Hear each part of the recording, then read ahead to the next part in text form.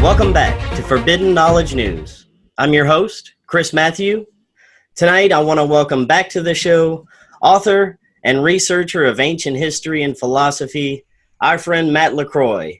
Matt always has fascinating information to share.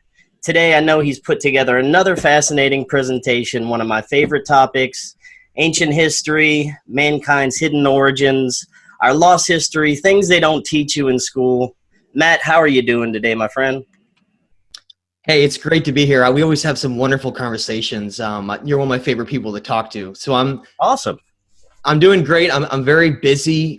I haven't done obviously as many shows as I used to do because I've been really hammering finishing this book, the new book, The Stage of Time, that I'm working hard to release for either next month or July, but it's coming fast. But at the same time, as much as I just want to throw it out there and give it to everybody because I'm really excited to release it, I want to make sure it's just right and it's not going to have anything I need to fix or go back in and redo. I want to make sure it's perfect. Definitely, and we are so looking forward to that. You've been on a few times. It's been a little while since you've been on. Just give us a brief bit about your background and what got you started on your research. Sure. So a little over 10 years ago, I was spending time looking into just generic history, things that everyone learns about in school, and I came across some conflicting information along the way that started to make me rethink things. There's always some spark, something that makes you start to question the world around you and the nature of reality. And for me, that spark was some of the anomalies with ancient civilizations, as well as when I would try to understand consciousness and understand, well, am I defined by my physical body or am I defined as conscious eternal energy? And at the same time, I was someone that was spending a lot of time in nature. And so I was hiking around and seeing this intelligent design through all of nature, through the spirals and this Fibonacci sequence, this golden ratio. So all of those different things were coming together, and I was seriously questioning what I had been taught. And what we're taught is that we're just this primitive ape that is in this world based on just survival of the fittest. That's how we got here, right? We fought our way to the top, and now here we are with this big brain, and our brain locally creates consciousness, and that when you die, that's it. You got your shot, so take as much as you can with you because you're not coming back. And so all those things really, really upset me because it gave me very little to live for. And so when I was out, I'd be out hiking and seeing these incredible places and pondering consciousness and what things like love and how, those are non-physical things that we can't measure. And yet people are so confident that they understand what makes us who we are. But there's all these things about us that really separates us from the rest of the animal kingdom in terms of this sentience and a lot of the different ways that we perceive reality. And so all those things came together, and it started to make me really question the nature of reality and history. And that's where the journey began for me, because I started to, I read a book by Robert Temple called The Sirius Mystery, which talks about how the Dogon people of Mali, Africa, had all this knowledge about the Sirius star constellation and or the Sirius system in the Canis Major star constellation, in which they had information that some modern astronomers had not even discovered even today, like the existence of Sirius C, which is one of the stars that are found in that system. And so those were absolutely fascinating aspects for me to consider, because it made no sense with this whole idea of, well, you just have nomadic people wandering around and they're discovering things as they go, and then boom, here we are. But these anomalies just didn't make any sense, and they didn't follow along with what we're taught. And so it's interesting that you have to have those events occur for you to go look into things, because if you don't, it's very difficult to even want to question the paradigm, because it's uncomfortable. It's an uncomfortable experience when you say to yourself, well, I think that there's things that we're not being told. And then that mindset is like, well, then that means we're being lied to. And that is a very difficult area to accept. And most people won't do it. Most people will just reject information that's uncomfortable because it doesn't feel good. And they just go along with whatever feels good like everybody else.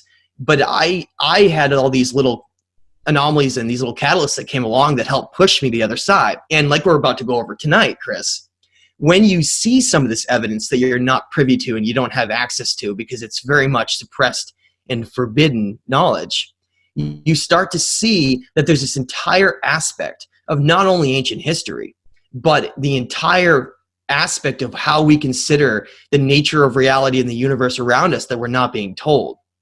And those are the things that we're going to be talking about today, specifically revolving around what happened in our ancient past, because that has huge implications for understanding our origins and how we got to where we are today.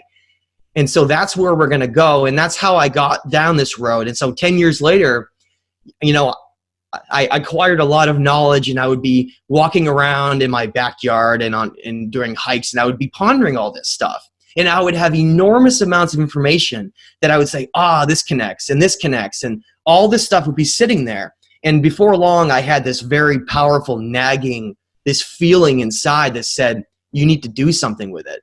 You can't, what are you going to just let it sit there and try to spout it off to most people that aren't even paying attention and don't even give you two seconds to talk because they think you're crazy or some conspiracy theorist or whatever terms they want to lump for people like us. But so I then started writing some of this down in more in terms of sharing things online and little blurbs and here and there. And that's when I started to progress further and further and decided to really start writing this down and doing shows and talking about it, because I had like you do, Chris, and then we were talking about this before we came on a few minutes ago.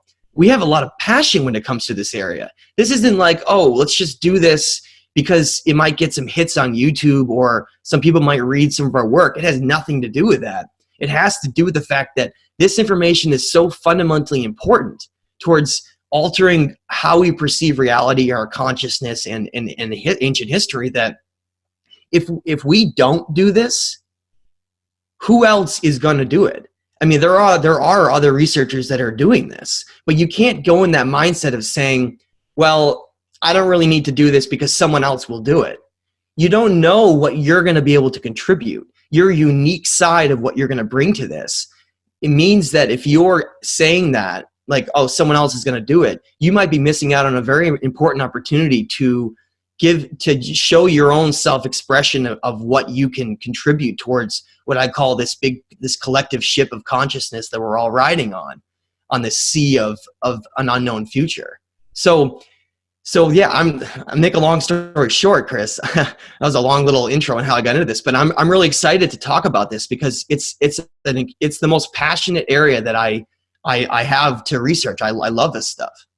Very well said, and I agree with you so much. For me, I need to know what our past is. I mean, the mystery of that, it just drives me to seek more information. And I thought a good place for us to start is, we've been through cyclical cataclysms every however many thousands of years they occur, and wiped us out to where we don't know what happened before that. So we could go back millions of years as advanced humans. So, based on some of your research, how far back do you think we actually go? Okay.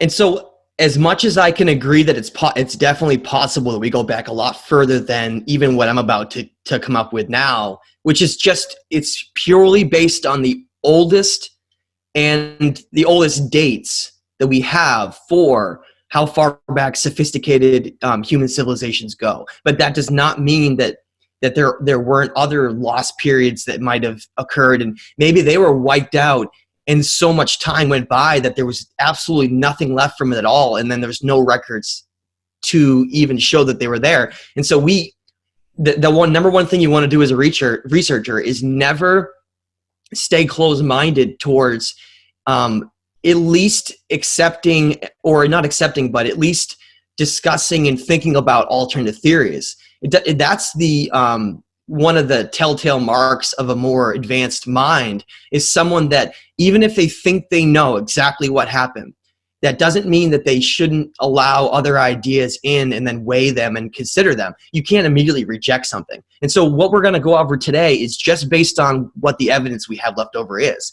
Because like you said, we've had these cataclysms on our planet that were so severe, and I can go over what some of those were at some point, but they were so severe that they completely wiped out an entire lost civilization, or civilizations, you could even say, because there was multiple ones. But in general, a lot of researchers today are lumping them into two different categories, either the pre-Diluvian civilizations or the post-Diluvian civilizations, which are separated by these great cataclysms and floods. And that's what we're going to talk about today, are some of these pre-Diluvian civilizations. So what I'm going to do is I'm going to go ahead and share my screen. So because we're going to go through some pictures while we talk about this in some slides, because it really helps when, oh, well, someone's reading some ancient writing somewhere. I don't know what that is, but then you have a picture right in front of you saying, oh, wow, that's what it looks like, and that's what he's reading from. And that's what I want to bring to the table. I want to bring to the table something that's completely evidence-driven to understand what really happened, okay? Awesome. Very excited. So let's begin. Okay, how are we looking, Chris? I got you. We have the ancient city of Kish. Excellent, excellent. Okay, now, so Kish, which is what we're about to get into, this is what's known as a post-Diluvian city, but it's still very important because it's the first post-Diluvian city. And as we're reading, this will start to make a lot of sense. So there's two pieces of key evidence, and there are others too, but there's two really important ones that stand out, that really talk about how far back human history goes. Not necessarily this Denisovian Neanderthal human history, because that's like an early ancestor of human history that we're going to get into, how that plays into human origins. But what I'm talking about is when mankind had these civilizations begin, you know, cities and laws and all those things. And that's where this all comes down to.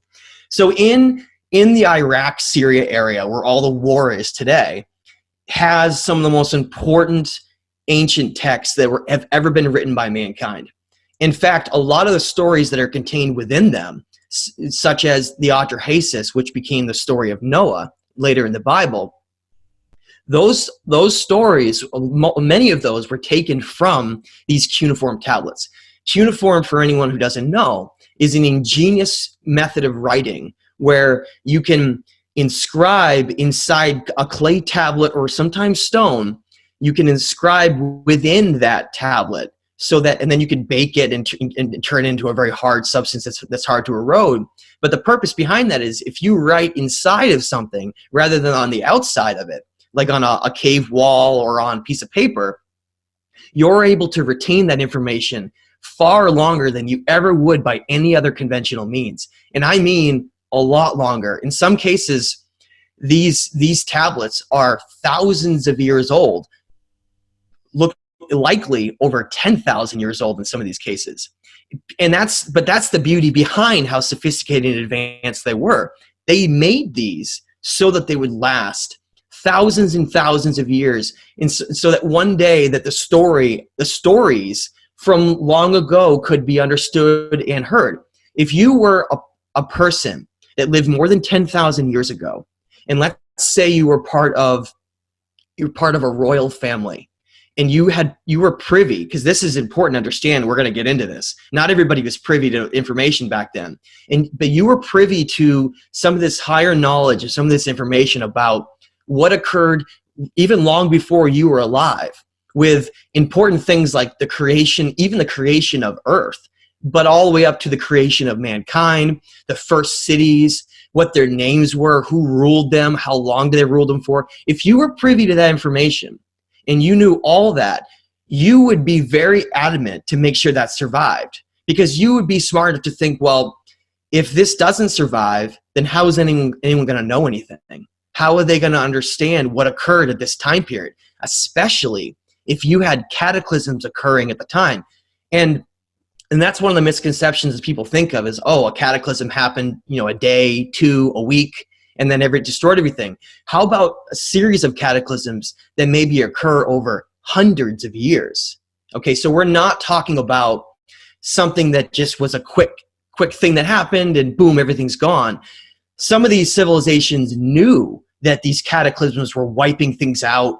The glaciers were all melting. They knew that terrible things were occurring. And that's why, number one, we find ancient cave systems all around the world, especially in places like Derinkuyu, Turkey, which is right in the heart of this Mesopotamian area where some of the oldest civilizations were. They knew that they had to survive some of these cataclysms, which was also based on intense solar activity too. So intense it could melt rock. The only way to survive things like those kinds of radiation levels and the dangers that were occurring would be to go underground. That'd be the only feasible way to survive, and that's exactly what they did. That's why when you see cities like Derinkuyu could house well over 20,000 people with sophisticated air shafts and means of housing animals and people in different groups and living quarters and all these different sophisticated means, because they knew that these cycles occur. And we're going to go over why these cycles occur and how often they occur too. And so they created these cities to survive. And at the same time, they had to create these writings that they knew would survive too.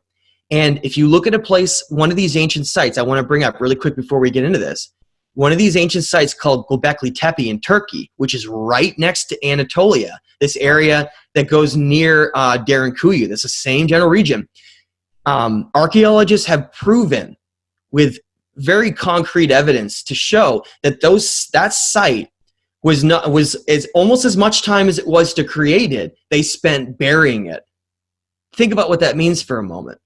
They spent so long burying this because they knew they had to, or it would be completely destroyed and wiped out, because the information they had on some of these giant T-shaped megalithic pillars describing these cataclysms and a lot of the celestial understanding that they had based on this processional zodiac age information and the equinoxes, all the information they knew they had to preserve. So they buried it before these cataclysms came rolling through. And then here we go, thousands and thousands of years later, archaeologists dig down and they find these sites, right? And so why did they do that? Well, these kings knew that disaster was coming. So what we have is, when you're looking at what they discovered in some of these ruins and some of these ancient libraries, you have 2 key pieces of evidence that describe how far back human history goes. The first one is called the Sumerian King List. And the second, which is much less well known, is called the Eridu Genesis, okay? And so I'm going to be reading, as we talk about this, some direct quotes from these tablets. Now, of course, just like you always want to do as a good researcher, make sure you have the best translations that you can. I highly recommend Assyriologist translations from Stephanie Daly and George Smith, which just came from 2 completely different time periods, but are experts. Be careful with anything that is fully mainstream. Something like the University of California or some of these other places. I've come across situations where I've read tablets that coincide with other information within them, and then you go over somewhere else and they've been translated completely differently in this very simplistic fashion where it leaves out all this information. So just be careful, always be objective and open-minded, and remember that there are those out there. There are certain secret societies and powerful people who don't want some of this information getting out. That's why you don't learn about it in school. That's why this is not part of our curriculum that we're taught, because it questions and contradicts the entire narrative for human history. So the Eridu Genesis was a single cuneiform tablet that was recovered in the city of Nippur, okay, in Iraq. Now, Nippur is one of these ancient cities that is mentioned in these lists. That's how you know it's genuine. And it was only one fragment that remained, okay, and it was a broken fragment with just this small amount of text that was left. And that's another point we got to remember about this, is that all we have left are whatever survived. As good as advanced as they were about creating these to survive long periods of time, they still couldn't guarantee that someone wouldn't destroy them with other means, with all these armies coming through and conquering and stealing them and breaking them, or whatever else came along. So what we're dealing with today are whatever we have left. Either whatever we were given and archaeologists were able to record, or whatever wasn't stored away in places like the Vatican archives so that people could never see it ever again. So the Eridogenesis, this little tablet, it discusses when kingship was first lowered to these cities, not nomadic tribes coming together with teepees and then making mud huts, and then eventually slowly things come around and commerce develops and laws. That's what we've been told is how human civilizations developed, but that's not what these tablets tell at all. In fact, in sites like Göbekli Tepe that I just mentioned, the evidence there shows that they were hunter and gatherers there originally, but then all of a sudden agriculture comes out of nowhere and they get completely advanced and they start building all these sites. That is direct evidence for influences from what a term I like to call these wisdom bringers who came from several different places, and we're going to go over where those places were. Sometimes they're not really where you would expect, but so these wisdom bringers created these civilizations, and they taught the people that were there, and they sophisticated the people and helped them create these civilizations, and that's where all this came from. Okay, so what the Eridogenesis says, and it starts by saying, when the royal scepter was coming down from heaven, remember that term, heaven, okay? The august crown and the royal throne being already down from heaven, the king regularly performed to perfection the august divine services and offices, and laid the bricks of those cities in pure spots. The firstling of the cities, Eridu, she gave to the leader Nudimmud. The second, Bad Tabira, she gave to the prince and sacred one. The third, Lacroix, she gave to Palisag. The fourth, Sipar, she gave to the gallant Utu. The fifth, Sharupak, she gave to Ansud. So those cities come up in other tablets later on. When you read the Sumerian king list and you read the Atrahasis, you find out that Sharupak was one of these ancient cities that Atrahasis, Noah, he ruled in later, right before the cataclysms came through. So we have all these stories from these ancient tablets that talk about what occurred before these disasters happened. Because what you find is that there was this entire lost civilization across the planet. And I mean all around the planet, from the Americas down through Easter Island, all the way across to Mesopotamia, Egypt, right up through along the Mediterranean and in places in Southeast Asia and all the way over to Japan. You can still go over to Japan, to the Imperial Palace, and there's sections where you can find these massive megalithic walls. And that is the very important key phrase I want everyone to remember. If you ever see megalithic, sophisticated building without mortar, with this perfect design, it is always from these lost civilizations. That's a key point to remember, because when you travel around the world to places like Machu Picchu, you see all of this more primitive building right on top. And at the lowest levels, there's these remnants of these incredibly sophisticated megalithic building. And what does that tell you? It tells you that there was at least two very distinct time periods in human history. One where human civilizations had tremendous knowledge and sophistication, and they were then largely destroyed, and then they tried to restart civilizations again. But over time, that was largely lost, and it wasn't able to be accomplished. And that's what these specifically say. So, and I want to, before you jump in, Chris, I just want to bring up the Sumerian king list as well, because the way we need to confirm information is if it's carried over in multiple different places. If you read something that gives names of different cities and information, and then you read it in a completely different tablet that was found in another location, that gives you some credible evidence to take what it says very seriously.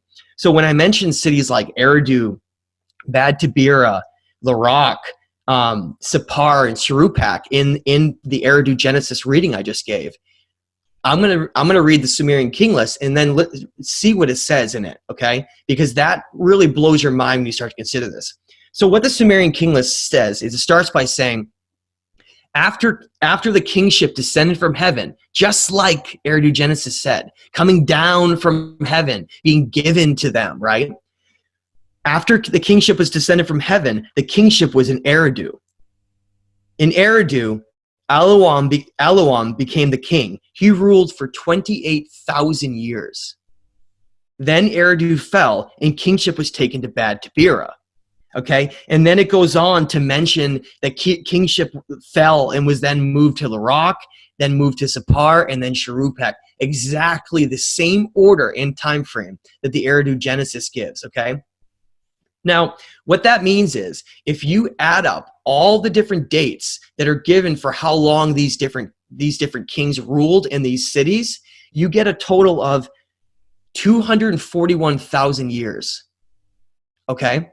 So what that means is that if you add up 241,000 by the amount of time that has gone by since then, you get somewhere around 250,000 years ago. And I know that that's something that most people might just go, what? That's impossible, right? That's completely impossible. We're told that in our school books that human civilizations arose about 4,500 years ago in Mesopotamia still, but only 4,500 years ago. So when you get some of these other tablets and some of this evidence that throws back the date of these megalithic civilizations to before the last ice age, we know that by ice core samples from Greenland. We can see when all these cataclysms occurred with very, very strict accuracy, actually. Distinct accuracy. You see when that occurred. So, okay, so these advanced lost civilizations were alive before 12,000 years ago. Okay, and we're not going to give dates on how far back that goes yet, like I just said, but we know that that's what the geologic evidence states. It states that they're older than 12,000 years ago. But the question then comes in, how far back did they go? How far back do they really go? And when did they first begin? And I think that that's one of the keys for why these civilizations were so advanced. We're talking about civilizations that were given knowledge and information, but they also had 200,000 years to perfect everything. By the time they were done, they had megalithic structures located on specific ley line locations, energy convergence zones across the planet, everywhere. On almost every single energy convergent ley line, they had built these megalithic temples and pyramids right in those locations. And that's a very key point to remember. It means that they became so advanced and sophisticated that they literally created a global civilization to harness the energy of the planet for two reasons. One, and we're not going to jump too far ahead right now, but it was for reaching these higher states of consciousness and tapping into this unlimited energy, this electromagnetic energy of the planet. Isn't that amazing, Chris? Are you ready to live a more free, healthy, and abundant life? Transform your yard into a food forest and create a system for self-reliance that's easy and enjoyable with our friends at Food Forest Abundance. No matter where you're starting from, you can become more self-reliant. And you can take your self-reliance to the next level by becoming a producer of your own food through growing and foraging. And learn how to turn your property into an income-producing source of economic self-reliance. They can help you get off grid and learn what systems to employ for food, water, and energy self-reliance, and live abundantly and in full connection with your property and what you produce. Click the link in the description to get started with your very own food forest and have your own sustainable source of livelihood and become self-sufficient with Food Forest Abundance. Just click the link in the description to get started with your very own food forest today. That is fascinating. And another aspect of that is, like you said, it seems that all over the world, civilizations appeared to get some sort of upgrade. All of a sudden, they start developing agriculture and languages, and it just seemed to have come out of nowhere. But it had to have come from some kind of source. It did. And so when we when we look at other tablets like the Legend of Atanya, he states very clearly that he was this divine ruler who was given his destiny based on these wisdom bringers from heaven who decreed that he would be the ruler of the city of Kish. Now, so what is important about this? Well, Kish was the first city after all these disasters occurred where some of these advanced civilization wisdom bringers that were still around tried to recreate everything that was around before. Okay, and that's what I'm going to read you a very short little excerpt from the Legend of Atanya where he states that, and it's very clear about that. So Atanya was this first king of Kish who was designated to rule Kish. And you're looking at a picture of Kish right now, okay? And so, and I'm gonna go through this, and we're gonna show this. So, right in the middle of the screen is the Eridu Genesis, what it looks like, okay? And previously was showing you the Sumerian king list. Now, in the background is also the ancient city of Kish. Now, this is what the Legend of Atanya begins by saying, okay? Just like the Eridu Genesis and Sumerian king list, very similar. It says, they planned a city. The gods laid its foundations. They planned the city of Kish. The Ajiji founded its brickwork. And remember that term, Ajiji. Let him be their people's shepherd. Let Atanya be their architect. The great Anunnaki gods, ordainers of destinies, sat taking their counsel concerning the land. The creators of the four world regions, establishers of all physical form. That's one of my favorite passages of any tablet of all, because it contains so much important information. Not only does it talk about how Kish was the first city that was chosen to have kingship lowered down to, and for those who don't understand what kingship is, remember in Eridu Genesis when I read it says when the royal scepter was coming down from heaven, it's this idea where these wisdom bringers that brought this information, they had this very distinct idea of how they want things to be run. They want this royal kingship structure where a certain bloodline king will rule over all the people based on a very specific set of laws and guidelines. Because if you have, let's say you have like a modern democracy like we have today that perhaps isn't corrupted by money and all the different ways that they get coerced. Let's just say it was a pure democracy where the people could completely vote for whoever was in office. You would have no idea who was going to get voted in. And that was what they were concerned about. They had to make sure a certain ruler would rule ultimately over all the other ones. That's why kingship represents this pyramid structure of a king right at the top and then disseminating down everyone below him. But the king would have ultimate power over everything. And that's why it was created this way. Kingship, and you remember I kept saying kingship fell and then it had to be relowered again to Larag and Sharupak, all these different cities, because they had to keep creating kingship and redesigning it over and over again because wars broke out or something would happen and it would all fall apart. Because these ordainers of destinies, and I love that term, they were obsessed with making sure that our reality went a certain way.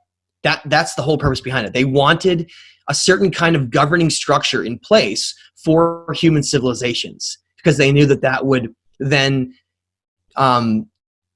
grow on top of itself until it became the structure of our reality, essentially. Okay, and so Atanya was this king that was chosen to rule over the people like their shepherd, and he was considered the architect, the designer, and he was given all of these laws, rules, how to govern a civilization.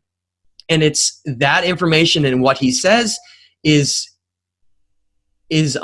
mirrored almost exactly by the Code of Hammurabi, another cuneiform tablet that I highly encourage people to read, in which Hammurabi was this king of Babylon. Okay, so all of these different tablets and all of this information just keeps intertwining and connecting together, and that's one of the reasons why I'm so passionate about focusing so much of the new book, talking about this and talking about these lost civilizations and including their translations, because it's so mind-boggling to consider and to read about, because it completely rewrites what we consider to be human history. Okay. And now, for those who don't know, the word ordain means to order or decree. Okay, so it's interesting how he calls these Anunnaki gods, in which has become a very polluted term, unfortunately. But I read you the direct translation. They calls them the great Anunnaki gods, the Ordainers of Destinies, meaning they literally choose who they want to rule and they create the destinies of these people, right? And I want to say that when we look today at this structure to our world, and how these certain few at the top have always had power, and there's just been these kings that have ruled in these dynasties for thousands of years, you really can see where it came from. That it wasn't just this emergence of primitive humans. The archaeological evidence states quite the contrary. Wouldn't you say? Yes, definitely. I mean, it's so fascinating to think that all of this, is not being taught to us, that we could know so much more about ourselves if this was explored more. And it brings me to, who are these gods? Are they spiritual entities? Are they extraterrestrial beings? What exactly are we dealing with? Well, that's a great question. So who are they, right? Who are these wisdom bringers? Now, I think we can lump them into two different categories. One category you could lump into, you could call them powerful pyramid priests and these incredibly knowledgeable wisdom bringers that came from these lost civilizations, okay? And some of them, like those who came from Atlantis and those who founded the Americas, some of them likely came, like I said, came from Atlantis when it was destroyed. So if you had this, and I think Atlantis was one of the first advanced civilizations that was created, that became so large and dominant that it ended up branching off and connecting to a lot of these other civilizations around the world, perhaps as a focal point. Like we could maybe consider some of our central cities today, like Washington, D.C. or London, or a number of these other ones. So what you see when you read Plato's description of Atlantis and what happened to it, and how when it was being destroyed, some of the wisdom ended up in Egypt and all these things, you can trace these back to this, you could call it a migration path of wisdom that went through these different cultures, into Africa, which was called Hemp back then, and then over into places like in the Americas and along the Mediterranean and over into the Southeast Asia. And there's all these different influences. At the same time, though, who were these original Ordainers of Destinies that created kingship long ago in these cities and created civilizations long before any people could achieve some higher state of knowledge? And that becomes a lot more complicated. And I want to start by giving an example about the nature of reality before I throw out who they are. Right now, you and I are talking and observing what is considered the third dimension. Okay, it's where matter becomes physical. And the important thing to understand is it is one of the only dimensions where matter is physical. Once you go above the third dimension, the fourth, the fifth, on up into the ninth dimension, which is what these ancient texts states that there's 9 dimensions. When you go beyond the third dimension, they're all non-physical. Try to wrap your head around that. Okay, so if there are 9 dimensions that make up the nature of reality, and human beings, because of our limited perception based on the visible light spectrum, okay, that's the key to remember. What is that? The name of that, the visible light spectrum. It means that it is what we only perceive is the visible light spectrum, which is the third dimension, okay? So that means that our perceptions are extremely limited to reality. It's like we have blindfolds on to most of what's going on around us because it's invisible to us. we get little hints of other dimensions. If you get into deep states of meditation, okay, and you get into, or you take some of these powerful psychoactive drugs, some of these plants and things like that, you can leave the third dimension and you can enter in these other realms where you're all of a sudden outside the physical reality. You're in a completely different place, and it feels different, and you start to say to yourself, wait a minute, is this my true identity? Is what I'm experiencing right now, is this what I am? Am I eternal consciousness that, you know, that resides on a multidimensional level, but maybe it's trapped in this physical body in the third dimension, because that's part of how we're supposed to learn and experience this reality? That's what all the evidence points towards. But what that really means is, as human beings, we have the capability to experience things that are beyond the third dimension, like consciousness, love, and all these different complex emotions that go along with us that reside, that are non-physical. Remember, that means that they're not part of this dimension, that they go beyond that. And that's the whole point, is we're able to only on a minor level perceive things that are outside the third dimension, because the vast majority of our understanding and our perception is just of the third dimension. However, there are, like I just said, there are many, many other dimensions, both upper dimensions and lower dimensions, okay? Now, if we are eternal conscious energy, and that's what we really are, then that means that there has to be other beings that exist in the universe that also are sentient, conscious beings, okay? Now, if you consider the fact that the Drake equation postulates that there are likely millions of other Earth-like worlds, potentially even billions, that exist in the known universe. And of those, even if most of them succumb to self-annihilation or destruction or whatever of these dangerous things that come along, like we're talking about with this lost history, even if you account for all of those things, there still would be at least a handful, if not hundreds, of sentient civilizations that were able to reach a higher state. Now, think for a minute, what would happen if a being was able to go beyond the physical dimension? What if they were able to conquer the physical dimension, okay, and become what's known as interdimensional? If they were, because that really is the end game, right? What the end game? Think about what's the end game, meaning the higher states that we can possibly reach. You know, the furthest that we can go is conscious energy. It's not in a physical body.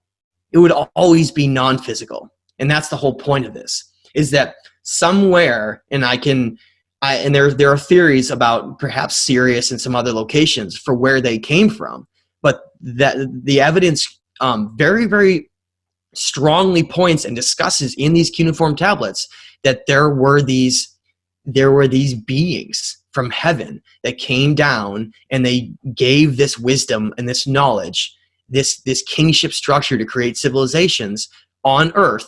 And more importantly, and we're going to talk about the origins of mankind after, Chris, right? More importantly, they gave us the entire structure to our reality.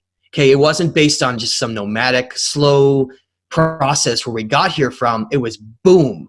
All of a sudden, human civilizations become sophisticated out of nowhere. And that's what every single one of these records states. It came out of nowhere. Agriculture just came out of nowhere. Mathematics. Think about what mathematics is. Mathematics is literally the language of the entire universe. The universe is this intelligent design from some intelligence, we'll call it, right? Some call it God, where everything is based on this mathematical golden ratio principle, where everything is perfectly designed so that it would be in balance, okay? Now, at the same time, we like to consider this all coincidences, that, you know, all these things that are happening to us here and everything, oh, it's just all just a coincidence, or we got here based on, you know, whatever, just simple means. But really, it's a lot more complicated than that. And I don't think that we should really limit ourselves to how we perceive beings in the universe. I think that because of the distances between locations, like for instance, if you want to try to travel to the Andromeda galaxy, the nearest galaxy to us, it's 2.5 billion light years away, or 2.5 million light years away, meaning that if you travel the speed of light, it would take you 2.5 million years to reach there.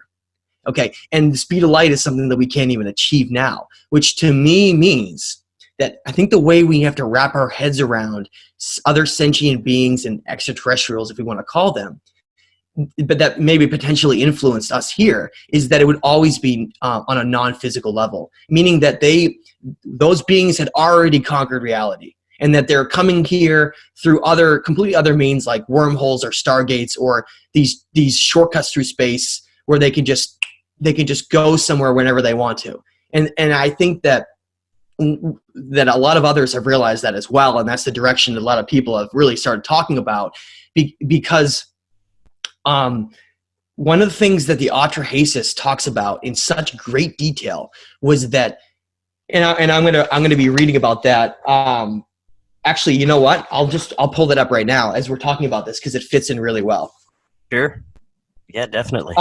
And so basically the Atrahasis talks about how mankind came about, but it also talks about the purpose behind what they were doing here. And the idea was that there were these lower beings from these, they call themselves the Inuna, okay? There were these lower beings that called the Ajiji, who were still advanced, but not as advanced as they were, and they were doing all the physical work on Earth. They were here before humans had a more advanced understanding, when we were Neanderthals and Denisovians. And not to state that those were some stupid ape or anything, and they weren't. They were, in many cases, a lot stronger and more capable of surviving on the planet than we are, which is also evidence to prove that evolution isn't what we've been told, based on the fact that we're actually less developed and able to survive on the planet than we used to be able to be. So it's backwards, because we weren't designed for a survival of fittest mentality. We were designed for reaching higher states of energy and consciousness. That was the whole purpose behind that. Okay. So the Atrahasis basically states that that these Inuna were obsessed with conquering reality. They call it the chain that would set them free. And I think what that specifically is talking about is how they were seeking a way to be eternal and to break free from this cycle of dying and having to then reincarnate back into a being and then having to try to learn everything over again and start over again. They wanted to conquer that. They wanted to conquer it and completely get past it, and they did. And the way that they did that was, or one of the ways they did that was by creating mankind. And I'm getting a little ahead of myself, so I'm going to pause on that because we're going to get back to that after. The whole point of it is that these beings, these wisdom bringers, they have the ability to take on physical form. That's important to remember. Of course, they can come down and take on physical form, but they were able to achieve that whenever they want. They were able to become interdimensional beings that were non-physical. And that's why they're talked about how they came down from heaven and they brought all this wisdom and all this knowledge. And as we start to talk about these megalithic structures and communicating with them, you start to really put the pieces together about how all this works. Okay, so we talked about reality, the nature of reality and everything. We've been given such a dumbed down version of reality. You know, primitive reality, work in this reality. The wars are going on everywhere. You're trying to survive. It's all a distraction. It's all this massive distraction from us understanding our higher consciousness and how to achieve these higher states of energy, okay? Because if people knew that, if people really understood what these ancients already knew, and they understood what happens when you go beyond the veil of consciousness and you reach these other states, it would completely change our reality. And that's what I'm gonna bring up right now. If somebody saw, it was a great podcast. Graham Hancock just did a recent podcast with Joe Rogan, okay, where he's talking about his new book. And he gives this little discussion on there that I think is really important. People should check out, because it's a very interesting what he says in it.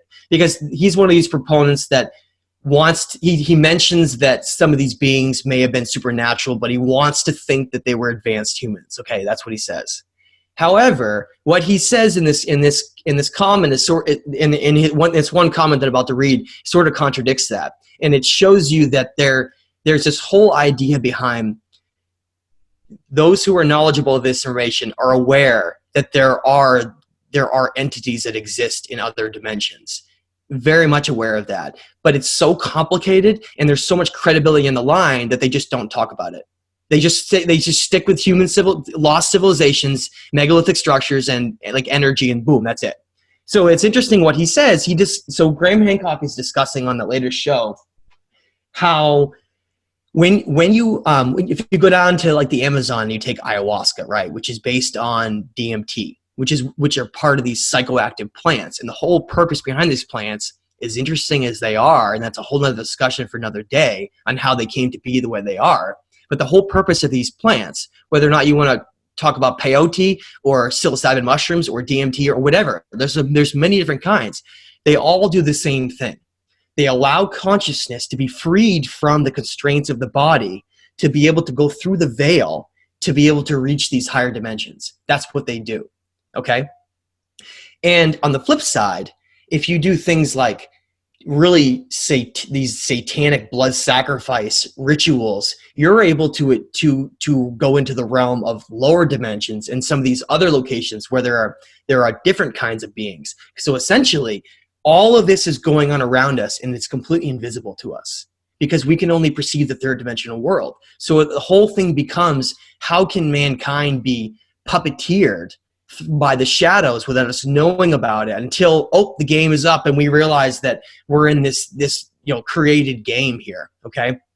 And so what Graham Hancock says is, he's talking about how if you go down to some of these in the Amazon, you take ayahuasca, how these ancient shamans would go into these altered states of consciousness, and they would basically come into contact with entities that reside there, okay? And this is a quote that he says. He states, "I'm not making any claims on the reality status of those entities, but what I am saying, and it's a fact, people who work with DMT and ayahuasca do encounter what they construed as being entities who communicate to them intelligently." Okay, isn't that interesting? That's so he's completely acknowledging, Chris, that those entities that exist in those other dimensions are real, but he doesn't want to make any claims on the status of them in our reality. Just let that sink in for a second. So they exist, but I don't want to talk about them. And I don't want to go into it. And that makes sense, right? I mean, if you start to do that, people think you're a woo-woo, and they disregard all the work you've done, and all of a sudden, you have this foundation of sand, because a lot of people aren't ready for that yet. But the fact is, even if you're not ready for it and you don't want to believe it, they're there. It's evidence all throughout history, and that is what we're going to get into at some point when we talk about the purpose of some of these megalithic structures. Was they were entirely created so that humans can reach such a high state of consciousness that they can get and communicate with these wisdom bringers, because after all, that's where all the wisdom comes from. And I'm not trying to poo-poo on human inventions and how smart we are, because we are really smart. But the fact is, when you look at where all the origins of mathematics and astronomy and agriculture and laws and basically everything we have, it all came from Sumer, with what they say was descending from heaven, okay, from these entities and beings. Because that's really the end game for any sentient advanced being, would be to become non-physical. And so that's what we got to start wrapping our heads around. So when we have all this talk about angels and demons and fallen angels and the jinn mentioned in Abrahamic religions, all of these things, the Anuna, it's all the same thing. It's all the same thing. They're just beings that reside in higher and lower dimensions, mostly higher dimensions, okay? And that's what I really want to get across here when we wrap our heads around who these wisdom bringers are and why these advanced civilizations would have such an inherent need to have to alter their consciousness in spending, making these massive megalithic structures. And the truth is, we have the Great Pyramid left and some of the other locations, but most of them were all destroyed. We have no idea how big and sophisticated some of these structures were, because the cataclysms that came through were so destructive. They destroyed most of them. Lately, we have been introducing you to all the amazing products Ascent Nutrition has to offer. This week, I'm very excited to tell you about their full-spectrum hemp oil. Ascent Nutrition's full-spectrum hemp oil utilizes superior plant genetics and an organic proprietary blend of natural ingredients. Their hemp oil contains not only an abundance of CBD, but 119 other phytocannabinoids found within the spectrum of the hemp plant. According to the National Center of Biotechnology Information, this strain is the gold standard in hemp genome sequencing. Ascent also uses a unique method that ensures infusion of significantly more phytocannabinoids and CBD than all other competitors they tested against, including most of the leading CBD companies. I challenge everyone in the audience that uses CBD, as well as those of you who may have tried other CBD options and didn't get any results, to try Ascent Nutrition's full-spectrum hemp oil, which is guaranteed to be much stronger and contains more phytonutrients than any others on the market. Just click the link in the description or visit goascentnutrition.com and use coupon code FKN to get 10% off your entire purchase. Now, I guess that brings me to, did these beings actually create us, or did they somewhere along the way genetically modify or help us out in some way like that? And also, is there a prime creator, a divine source of everything? Maybe we can get into that. Sure. Let me start with the end first and then go backwards. So like I was saying, when you look at the universe and you look at the laws that go into it, if mathematicians and astronomers have looked at, well, you have all these galaxies, flying around and all these planets rotating around different stars, and everything is based on this perfect formula. When I mean perfect, I mean so precise that remember, everything's based on math. That's the language of the entire universe. That's how it was designed. It's just a mathematical formula.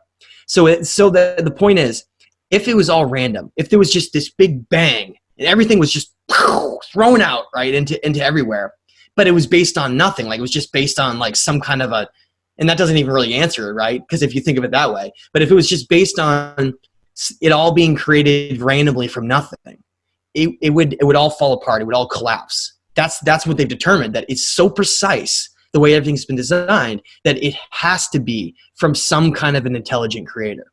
And I really do think that is what a lot have termed God. And I don't really like that term because I think the term is very polluted. So I use something like prime creator, or like the great architect or source or whatever you want to call it.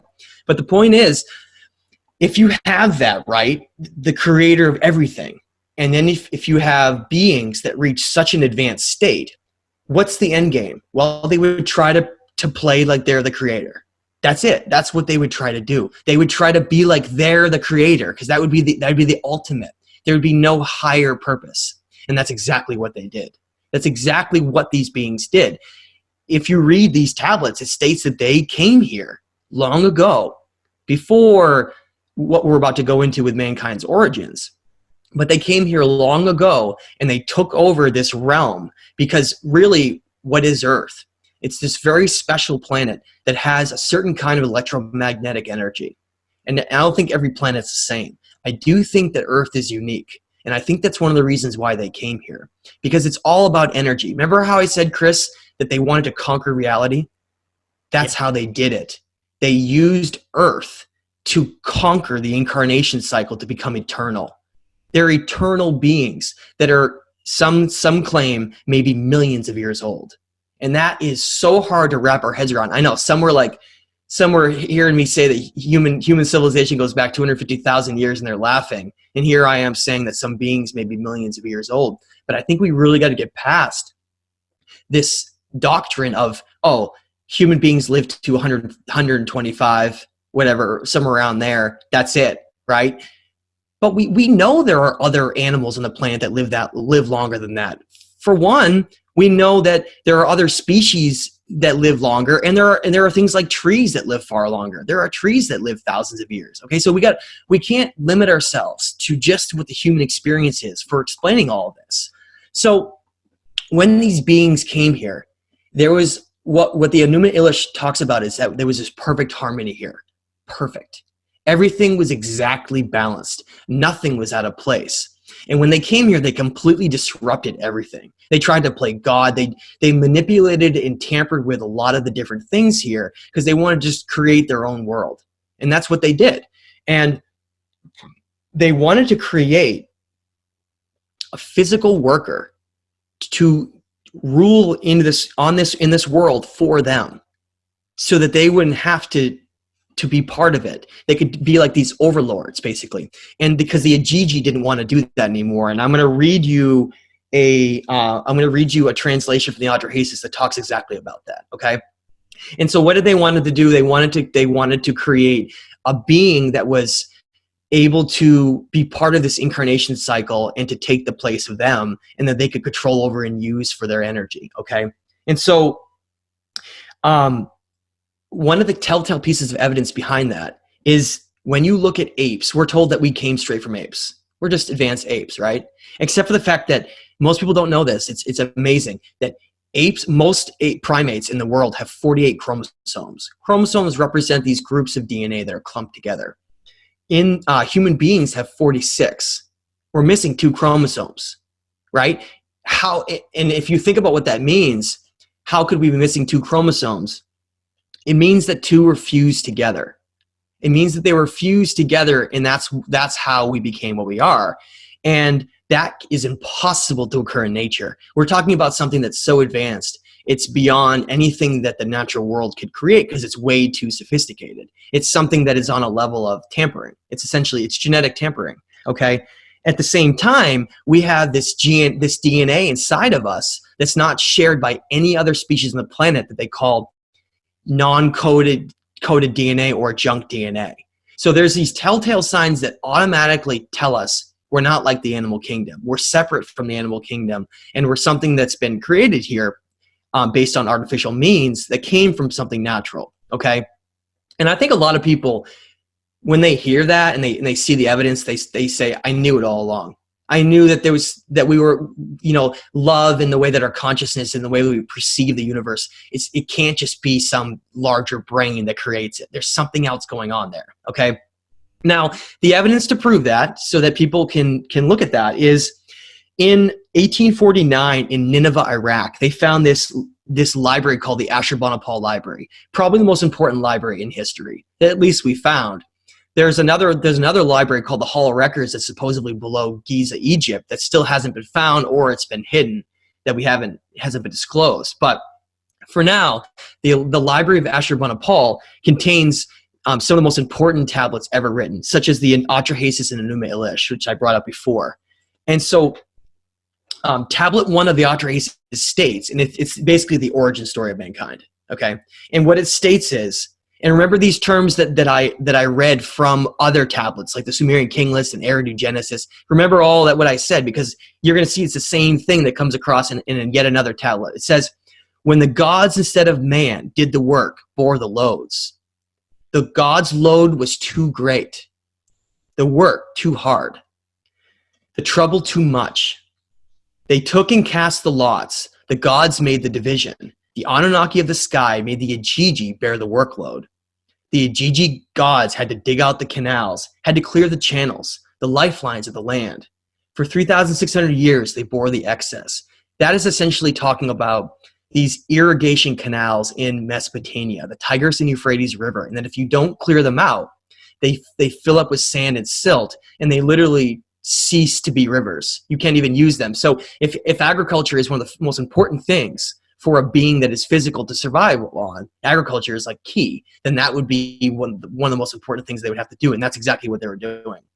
So these Ajiji beings were doing all of this work here, having to dig these channels to create these massive farms and all these different things. They were the ones doing the work. And so what happened? Well, they revolted. They refused to do the work anymore. They charged up to this being known as Enlil's domain and occur. And they demanded relief from doing that in this world. They had done it for 3,600 years. And they didn't want to do it anymore. They were above that type of mentality. So Enlil hears all of this, and he says he sent for Anu to be brought down. He says Enlil sent for Anu to be brought down to him. Enki was fetched into his presence. Anu, king of the sky, was present. Enki, king of the Apsu, was present. All the great Anunnaki were present. Ea, who is another name for Enki, made his voice heard and spoke. Let us create a mortal man, so that he may bear the yoke, the work of Enlil. Let man bear the load of the gods. Nintu made her voice heard and spoke. On the 1st, 7th, and 15th of the month, I shall make a purification by washing. Then one god shall be slaughtered. Then a god and a man will be mixed together in clay. Let a ghost come into existence from the god's flesh, and let the ghost exist as to not forget the slain god. So they took one of these Igigi, and they killed him. They took his blood, and then they took a Neanderthal and a Denisovian, and they created, through much trial and error, to create this mortal man, so that we could do the work of the Igigi, and which was originally done by the gods, remember. These that I had spoken about, that they no longer wanted to have this chain of reality in the third dimension. They wanted to go to above it, and that's what they did. They went through this process of creating us so that we could essentially take on the load that they didn't want to take on, okay, which is basically existing in an incarnation cycle in the third dimension over again until you can eventually ascend and go beyond the physical dimension. And that can take countless lifetimes, especially if you create a reality that's based on war and the deception of information. Then you could essentially trap those conscious mortal human beings forever. And that's exactly what happened, okay? And so at the same time, we're going to return to the Eridu Genesis, where it also says, remember this correlation back and forth over and over again. It says, when On, Enlil, Enki, and Ninhursag fashioned the dark-headed people, okay? That's what it says. And what is dark-headed people? It has nothing to do with skin color. Dark-headed, just like we see these eagle-headed and all these different headed people, these murals around the world, it represents their mentality. Dark-headed would be just ignorant, having no information at all. So they fashioned mankind that were essentially completely ignorant of everything. And that's where you get into like the whole Adam and Eve story and all this different stuff about how mankind was taught certain things, and there was all this conflict about, oh, were we giving too much information, or were we giving not enough? And that's where it comes down to this. It became this conflict in the higher dimensions over what the purpose was behind mankind. Are we just workers here, or are we made for something greater? And that's what this conflict of as above, so below became, where the conflict in the higher dimensions manifested down and became this turmoil in our reality, okay? And I want to just read one more thing, Chris, that, again, is just, it's one more piece to connect to this. When you look at yet another tablet, you look at the Enuma Elish. On tablet 6, it states, and notice how similar this is to all the other things I read. It states, they bound him, holding him before Ea. They inflicted the penalty on him and severed his blood vessels. From his blood, he, Ea, created mankind, on whom he imposed the service of the gods and set the gods free. After the wise Ea had created mankind and imposed the service of the gods upon them, it says it again just to like really show that the task is beyond comprehension. The gods were then divided, all the Anunnaki into upper and lower groups. He assigned 300 in the heavens to guard the decrees of Anu and appointed them as guard. So here you go, yet again, upper and lower groups, higher and lower dimensions. Remember, it mentioned how it said in the Atrahasis, it said Anu, king of the sky, was present. Enki, king of the Apsu, attended. The Apsu is the lower realms, the lower dimensions where Enki was forced to reside. That's why it says that they were divided into upper and lower groups.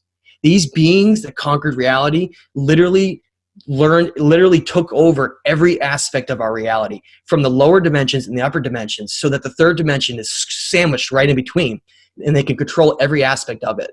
that was what they did. And it's not like all that there's all these malevolent ideas like, oh, we're just gonna trap them and we're gonna use them as slaves. It's much more complicated than that. These beings were quite divided over how they wanted mankind to go, and so it's not just one side or another. They were actually constantly fighting over how we should end up and how our story should go. And that's why it's really interesting when you read the Atrahasis, and let's not be in a whole nother show, Chris, but you read about these disasters. You learn that they actually created the disaster so that they could wipe out the place that mankind had gotten to, these civilizations, because they had gotten out of control. And they wanted to reset everything and start over again. And that's exactly what they did. And that's why the legend of Etania states that after the floods came through, Etania was chosen to be the architect of the new world in Kish. He was the first one. And that's where that came from. Okay? So what are we? We're the children of the gods. We are in many ways gods ourselves, because one of the things you read about is that Enki was supposed to just create us to be like a primitive worker to do the job that needed to be done here, but he ended up making us, with the help of others, making us into this incredible being who has the ability to reach such high states of consciousness that we would have the ability to break out of this cycle and become, we could literally someday, and I think some beings have already done this, if you look throughout history, we could conquer our reality as well and become our own creator gods and take over this realm instead of having it be created for us. Because when you look all around the world, how our reality has been dominated by war for thousands and thousands and thousands of years. And every time it's just another war created. And then you see these quotes from some of these secret society families like the Rothschilds, where they talk about how if they didn't want war, there would be no war at all. It's so mind-blowing and dark to consider that our reality would be controlled in a certain way to prevent people from reaching higher states and to remain in a lower state. But I really think that that's what happened. So to end out on this, Chris, human beings are we're incredible. We're far more special than we've been told in school, and each individual has the opportunity to reach higher states of consciousness and live whatever life they want to, but we're so controlled with all of these different mechanisms and means that we often are so blinded by that we'll go lifetime after lifetime without ever even realizing what we are and what our consciousness is. And then so that's why right now, you and I talking right now, having the ability to have technology to discuss all these things, this is a very special time period, and I don't think people should take it for granted. This is when we have the opportunity to regain all that we've lost and to get back to what we once were, which I think would be a great transition after Chris to, I guess, talk about what happened back then, right? What occurred? Definitely. What are your thoughts on what defines us? I believe that this is just a meat suit that we're in, that we are consciousness, and our consciousness is so much more than we could ever imagine, and it's part of everything. I think that we have so much untapped potential that we could, take over our own destiny again, become something greater, something that we were meant to be all along, if we just, focused, each and every one of us, on our own potential. Wonderfully said. I completely agree. That's exactly right. That's the whole purpose. It's about our collective. It's not about the individual. It's not about competing. It's about everyone coming together that realize that we're all just people on this planet, and that we can progress to the next level if we all work together instead of these so silly distractions that come between us. So what are we regaining, right? What did we lose? What are we trying to get back? And what that is like I was saying early in the show, it's a complete lost chapter of human history. You could even say chapters in some cases, I think. And what you're looking on the screen are two locations from completely different corners of the world. The image on the left excuse me, the image on the left is Baalbek, Lebanon, and then bottom right is also Baalbek, and then the top right is from Peru, okay, outside of Cusco. The point I want to make with that is, when I talked about how there are these megalithic civilizations that had this advanced knowledge, you said to yourself, well, what were they doing trying to make all this stuff? What was the purpose of all this stuff, right? Why would they spend this much time to create these structures, right? Are they just putting rocks together? Who cares? It was so much more about that. In many ways, these civilizations that were alive back then were more sophisticated and advanced than we were. Not on a technological standpoint with cars and computers, but on an understanding of the nature of reality itself, on energy, on consciousness, on the universe, on constellations, on the precession of the equinoxes, everything. They understood that far more than we ever could right now. We're just getting back to that right now. So what you're seeing right now are these structures that they created all around the world to harness what is called electromagnetic energy. When we think of, you know, that story of with Newton, right, of the apple falling from the tree, that's what creates gravity. Well, what is gravity? Gravity is a byproduct of electromagnetic energy. It's created through the mass of an object. That's it. So what it really comes down to, and some have called it an electric universe, and in some aspects it is, everything is just based on electromagnetism and the connection between energy. That's it. It's this vibrational energy that makes up everything in the universe. And that's why they became so obsessed with energy and harnessing higher states of energy, okay? So I want to give you a couple little tidbits because people love these. On the left, what you're seeing is Baalbek, Lebanon, okay? So that's in the Mediterranean region, just on the northwest side of this Mesopotamian area. And you're looking at this, the ancient city called Heliopolis, okay? And this is known as the Temple of Jupiter.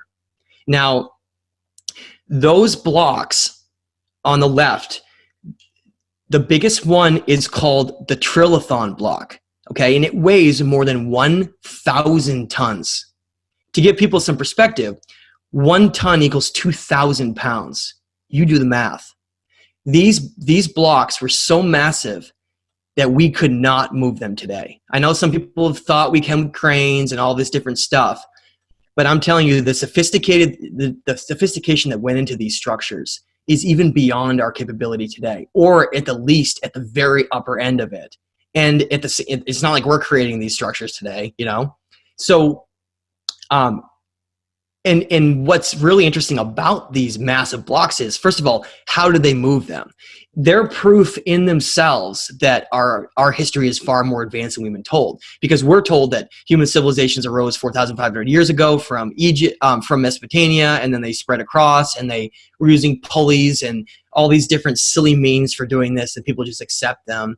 Meanwhile, in the Great Pyramid of Giza, in the center of the Great Pyramid, in the Osiris chamber, you have these granite blocks that are put in place there that are more than 50 tons. They are elevated to such a degree that it would have been completely impossible. You would have had to have a ramp that's as big as the pyramid itself to be able to put those into place. So it really brings up questions about how they did it, first of all, which I can express my opinion on that. And also, it shows you just how advanced they were to understand this. Because first of all, I don't think this is based on, you know, manpower, lifting things into place based on manpower. I think it has nothing to do with that. I think it has to do with advanced telekinesis technology and sound frequency technology, using harmonic frequencies to move things based on things that we're just discovering now today, okay? Now, what's interesting about these blocks in all these temples, and you see this everywhere around the world, in every case, these megalithic temples, they're either temples or they're pyramids and shrines. That's what they all are. They're all essentially the same thing. And what they're doing is harnessing this electromagnetic energy. So they were all built right on these specific convergence zones known as ley lines around the world. So if you plot every single megalithic ancient structure around the world, you'll see that it falls on each one of these specific spots. Okay, and they weren't just taking rocks from the area. Oh, look at this. There's an area we can quarry rocks here. Let's build it right here. No, In fact, that's what made it even more challenging. Some of these locations were nowhere near rocks. So they had to sometimes haul some of these rocks that they were going to use for these structures hundreds, if not thousands of miles. And I think that, again, that's, some people are going to roll their eyes when they hear that, but let me explain. What they were using is a very, very specific type of rock. They wanted a granitic, quartz-rich rock that would not only last for great periods of time and not erode, that was very hard, but it had this high, rich quartz content, which is about energy. It's about this higher vibrational energy they contain. So if you build a structure with those types of rocks, you can create a massive harmonic structure that vibrates at a certain vibrational frequency. And today, if you go into the Great Pyramid of Giza, they've found that there are chambers in there that are literally mapped towards the harmonic frequency of higher consciousness. So there's overwhelming evidence that's really supporting it. And this is where it gets really interesting. So some of these stones, and I want to throw this out there, in Egypt, some of these granite blocks they had to use to build most of these places were from the Aswan quarry, which is hundreds and hundreds of miles away. How did they move them there? How did they get them there? And it shows you how specific they were. They needed certain kinds of rocks from certain locations. And located at that Aswan quarry, you find the unfinished obelisk, which is the largest obelisk in the world. And I think the obelisks, in conjunction with these structures, were like an antenna. You know, like if you have, like today where we see some wireless antenna or something, I think that those obelisk structures were acting in conjunction with these large megalithic temples and pyramids to basically harness energy and create these higher states of consciousness. Now, in Karnak, Egypt, there are these huge blocks in some of the in the temple there that are over 50 tons. And they're made of this type of material, this type of rock called travertine. Okay, now travertine is only found in Turkey, over 1,000 miles away. They literally had to move and take those specific types of rocks and go all the way down to that location just to build these temples, because that's the type of harmonic frequency they wanted. Using that, because travertine is a special type of rock, just like these granitic rocks, okay? And that's so mind-blowing because it really gives us an understanding of why they did this, right? What was the purpose behind all these? And I want to just throw out a few more facts. I know it's really late, Chris, so we need to wrap up here after this. Sure. So if you look at, we're in Egypt right now, right? We're at the Sphinx. Look at how small the head is compared to the body. Now, what archaeologists have now discovered and are really looking at, like Robert Schoch and others who are brilliant, is that the head is way too small for the body. It shows you that it was recarved, and what it used to look like was a lion. And how do we know that? If you look at what's known as the precession of the equinoxes. When you look at these, and what these ancient cultures were all obsessed with, it was energy, consciousness, and these different positions with the precessional equinoxes. They were known as the different zodiac ages. And they knew that based on where these different locations were pointed, it would have a certain kind of energy. Because these star constellations everything is energy. And that's what it all comes down to. And so when you look at the dating of the Sphinx, and you look at the Sphinx enclosure and how there's water erosion marks all around the outside, and ice core data and historical rainfall patterns prove that there wasn't any heavy rain in that area anywhere near that time period we're told it was built. You go back and you say, well, when was it raining hard enough to create that? And you find out that it was more than 10,000 years ago, probably roughly around 12,000 years ago. At the same time, when you look at where the Sphinx is facing, you saw that, okay, so 12,000 years ago, it was facing the constellation of Leo. And hey, it was carved like a lion. Doesn't that make sense, right? And that's exactly what happened. Now, so what is the precession of the equinoxes? Some people might not understand, and how the zodiac is understood. Our Earth is rotating around all the time, right? It's constantly in this rotation around the sun, but it's also wobbling. It's slightly wobbling based on its axis. And that axis wobble is what's known as precession. So basically it means that as our planet spins and turns around, that wobble means that it faces a different constellation every certain amount of years. It's like just a little over 2,000 years or so, because the entire cycle of it going all the way around and turning and seeing every constellation, the 12 different zodiacs, is a 25,700 year period. So that's the great cycle that exists here. It's this 25,000 year cycle where the Earth is wobbling and facing a different constellation every certain amount of years, right? And so that's known as the zodiac ages. That's why these cultures were so obsessed with the zodiac. And they created all of these different pyramidal structures and these megalithic structures around different zodiacal time periods facing different constellations.